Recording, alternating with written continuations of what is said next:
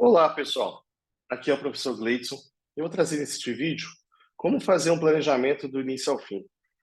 Iniciando pelo fluxo de planejamento, nós temos entradas para o planejamento, criar o projeto, estruturar a EAP, elaborar o cronograma, carregar recursos, fazer as ponderações, consolidar o planejamento, principalmente com a gestão e com os stakeholders, formatar o plano de controle para esse projeto, exibir os dados que estão no cronograma para um software de BI e depois fazer toda a gestão do planejamento, controlar avanços, mostrar quantitativos que está sendo empenhados por semana ou por mês e também a curva de avanço físico e financeiro do seu projeto. Lembrando que os requisitos mínimos para o planejamento são a EAP, estrutura analítica do projeto, cronograma detalhado das atividades, conforme a EAP, e rede lógica do cronograma, definição dos principais marcos, a curva de avanço físico, econômico, os histogramas de mão de obra direta e indireta, histograma de equipamentos e também a metodologia de controle, que são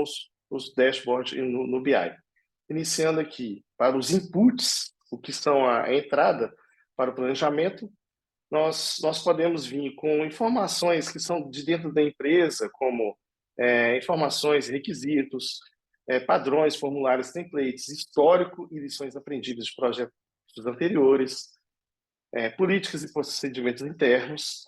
Esses itens são importantes, principalmente para quando você for desenvolver aquela parte de calendários da empresa, onde você vai ver com procedimentos internos e outras políticas da empresa, quais são os calendários de dias úteis, feriados, recessos. Então, isso tudo são inputs, principalmente na hora que você vai desenvolver o calendário para o projeto.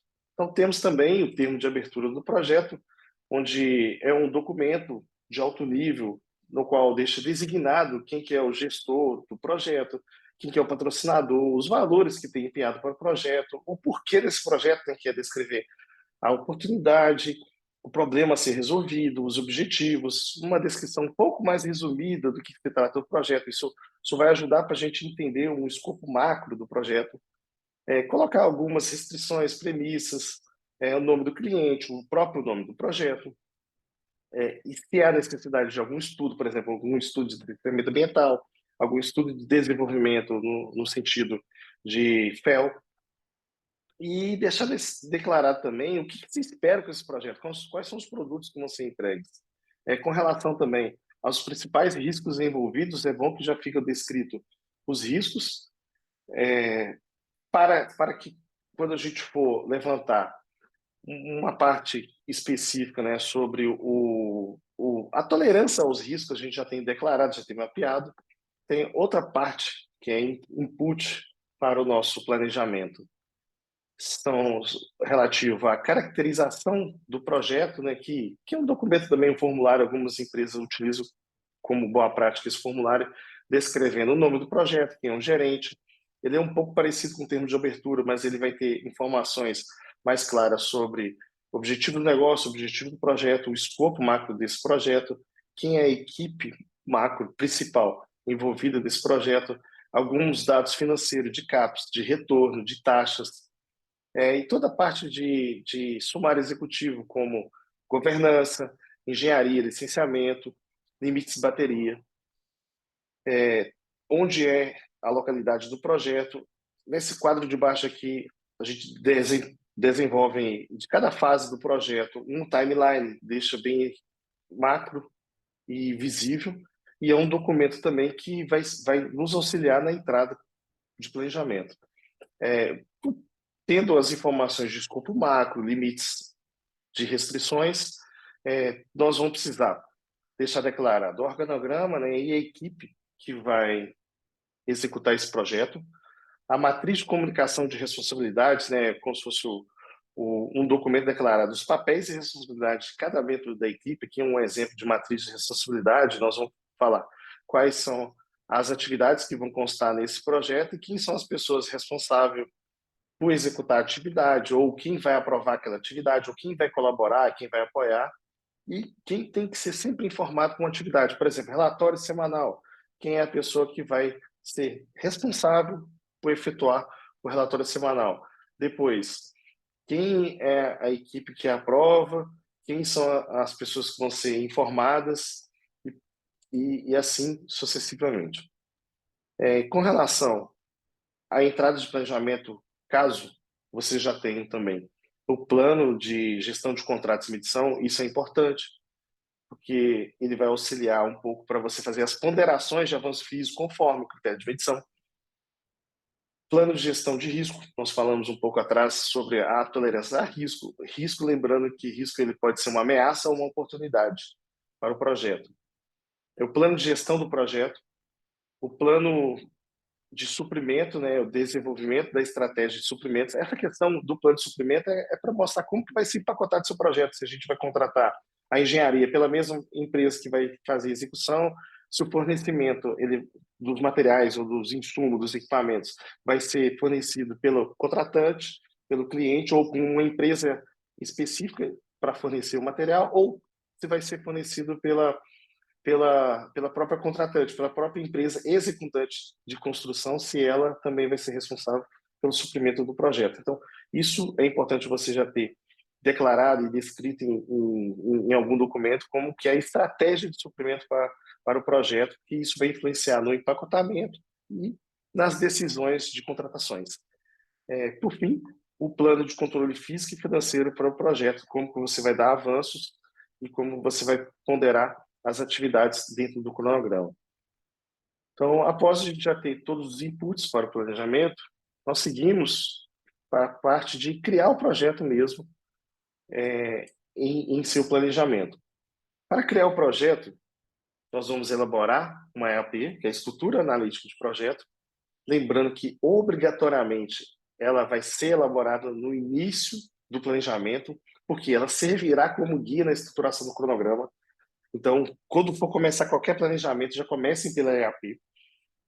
Pode ser que você não tenha todos os documentos de input para o projeto, mas você, como planejador ou planejadora, já pode desenvolver a EAP, a estrutura analítica do projeto. E lembrando aqui que os níveis padrões, né, o nível padrão de detalhamento de EAP mais comuns são por projeto, por níveis de serviço ou por níveis físico. É o nível de projeto, lembrando que o nível do projeto já é o nível 1. E isso vai servir para exemplo em portfólio. Pode colocar um programa, embaixo vários projetos dentro do seu portfólio. E com níveis de serviço, nós podemos quebrar a EAP por estágio, fase, etapa, disciplina e pacote. Lembrando, estágio estudo conceitual, estudo de previsibilidade, estudo de viabilidade, implantação, operação. Uma fase geral para você colocar os marcos, parte de licenciamento, engenharia, suprimento, construção, as etapas, né? Aquisição de materiais, aquisição de serviços, mobilização da empresa, comissionamento, execução e disciplinas. Disciplina pode ser civil, elétrica, computação, mecânica, entre outros, né? Tubulação, refratários, todas as disciplinas que você vai obter através da engenharia do seu projeto. E dentro da parte de pacotes, fazer o pacote de desenvolvimento, seria o pacote de empresa. Dentro daquele plano de suprimento nosso, a gente vai ter uma empresa que vai fornecer. E aí a gente faz a quebra também por nível até de pacotes. Por exemplo, empresas de montagem, empresas de fornecimento de tubos, etc. E por níveis de serviço, dependendo do projeto, quando é um projeto muito macro, grande, com várias sub-áreas dentro do projeto, também você pode construir a sua EAP por níveis de serviço. Começa com uma macro área, por exemplo, planta de beneficiamento, aí dentro dele, área da britagem, área do peneiramento, área da moagem, e aí a sub-área você coloca lá. Dentro da área da britagem vai ter a sub-área, britador primário, britador secundário, subestação da britagem primária. Então, essas seriam as sub-áreas. E os ativos, o nível mais baixo da EAP, os ativos, você pode colocar o equipamento, ou o prédio, ou uma estrutura. Por exemplo, um equipamento, um moinho, ele chega no nível de ativo. E aqui, algum exemplo assim, esse mais didático, peguei do livro do Matos, exemplo de uma construção de uma casa, aí você vai ter infraestrutura, escavação, toda a parte de superestrutura, pavimentos, piso, telhas, e assim é estruturado. Outro exemplo é a mesma forma de exibir, de segregar os dados da EAP, você pode exibir ela na parte de hierárquica, igual está nesse quadro em cima, e a mesma informação você pode mostrar também a EAP de forma estruturada por lista. Então, aqui, da mesma forma, tem a casa e dois níveis, infraestrutura e superestrutura. Nível 1, o nível de estrutura e superestrutura. E aqui embaixo eu tenho a paredes, cobertura e as instalações. E em cima tem escavações e sapato. Então, esse nível de EAP, ele é o mesmo de cima, só que um está em formato de lista, outro está em formato de hierárquico. Então, dando seguimento para criar o EAP, nós seguimos o fluxo, né? Vamos recapitular um pouco do que foi ensinado. Nós temos os inputs para o planejamento, nós temos a parte de criar EAP para o projeto e vamos agora para a nossa elaboração do cronograma. O cronograma ele pode ser elaborado em software de planejamento, então dentro da PUC Minas a gente utiliza dois softwares específicos, que é o planejamento com Primavera P6 da Oracle ou o planejamento com o MS Project, que é o software da Microsoft. Para a elaboração do cronograma, iniciamos sempre com o levantamento de informações sobre o escopo do projeto e para essas informações, o mais comum é a gente pegar o take-off, né, que é o levantamento quantitativo de engenharia, para poder identificar os principais. Temos também a identificar as principais partes interessadas, né, o organograma do projeto, e são importantes porque vão nos auxiliar a separar as áreas para os projetos e definir o nível de detalhamento do cronograma, se nós vamos fazer um cronograma master ou um cronograma mais detalhado, nessa etapa das informações do projeto, que é importante.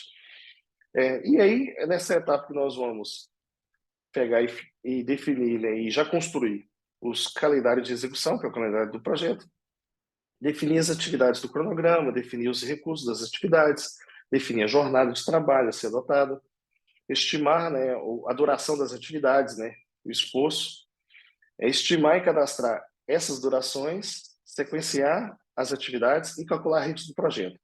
O ponto importante para o planejamento é lembrar sempre de construir a EAP, porque é a EAP que vai te orientar na construção do cronograma e, em seguida, esse levantamento de informações, principalmente com relação ao take-off de quantitativo de engenharia. O que seria um take-off de quantitativo de engenharia? Esse aqui é um exemplo de uma planilha de quantitativo filtrado por disciplina. Ela foi utilizada nas disciplinas nossa para planejamento com Primavera P6 e o Power BI. Esse exemplo aqui, nós construímos as áreas físicas aqui em cima de área, subárea, que é um exemplo de uma área de britagem, peneiramento e sala de compressores, e nós temos as disciplinas aqui como exemplo: civil, elétrico, metálico, mecânica e tubulação. De onde saíram esses dados? Esses dados saíram de levantamento de quantitativos das planilhas de quantidade geradas pelas empresas de engenharia. Como é um exemplo didático, que são valores não reais. E o que é importante para você, planejador e planejadora? Já compilar todos os dados das listas de materiais, das planilhas de quantidades, dos levantamentos feitos pela empresa de engenharia, planilha ele empilhando, né? Aqui estão todos os quantitativos para um projeto genérico. Em cima disso, você pode agrupar os quantitativos por disciplina. Vou pegar um exemplo aqui de civil, a parte de civil, e dentro dos filtros de civil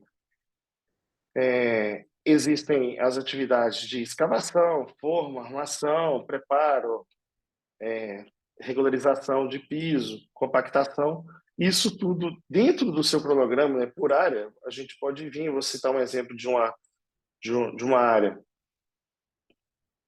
como uma britagem aqui, e aí a gente pode criar uma única atividade lá no cronograma, que é executar a fundação da britagem. E essa atividade de executar a fundação, ela contém quantitativos de execução, de escavação, de forma, de armação, de concretagem, de reaterro, desforma e propriamente a cura do concreto.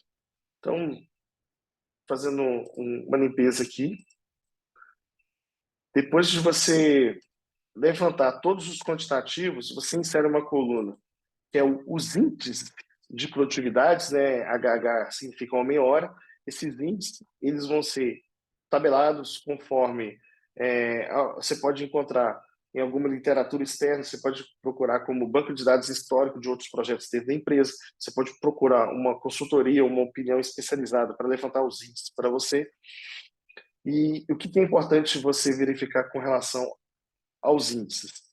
E em cima do índice, para cada tipo de execução, é que nós vamos fazer o levantamento do quantitativo de HH total.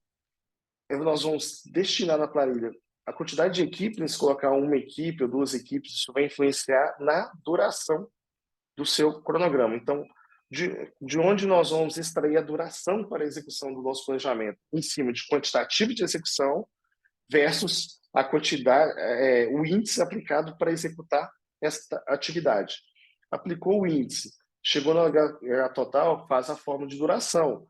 Exemplo didático, a gente estimula que você utilize 8 horas diária e uma equipe típica de pelo menos 8 pessoas. Então, a quantidade de pessoas para executar uma tarefa estimado uma média de 8 pessoas por equipe, e a quantidade de horas para se executar, né, nessa tarefa por dia, 8 horas, arredondando 8,8 para tirar a quebra de horário de almoço e fechar as 44 horas semanais.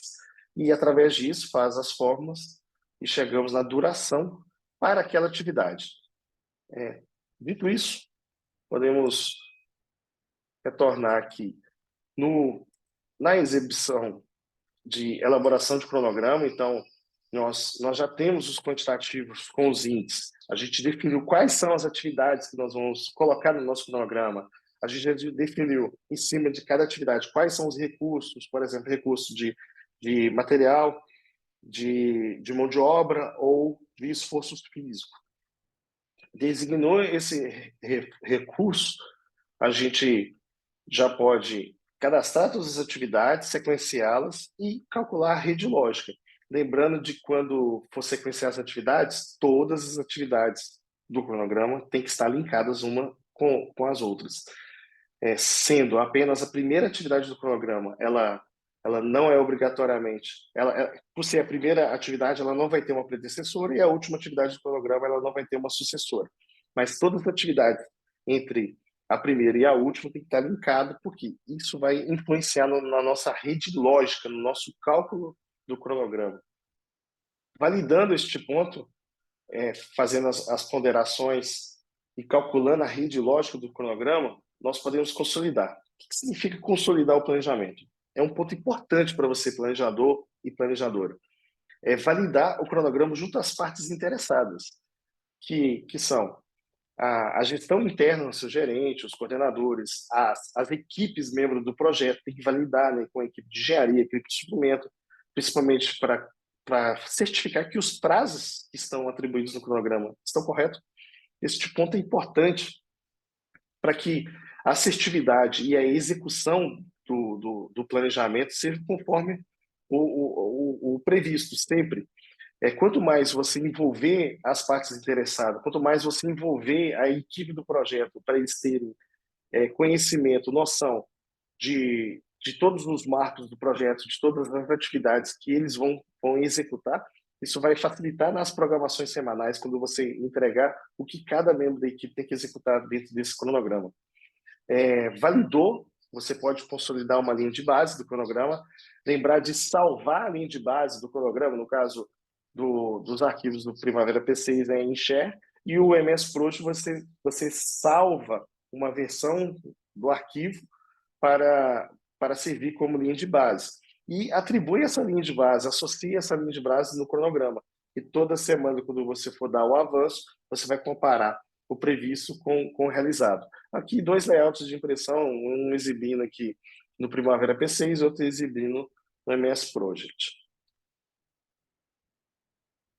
Na sequência, quando a gente já tem o cronograma validado, já tem todos os dados para a execução desse projeto, nós podemos montar os dashboards de controle do BI.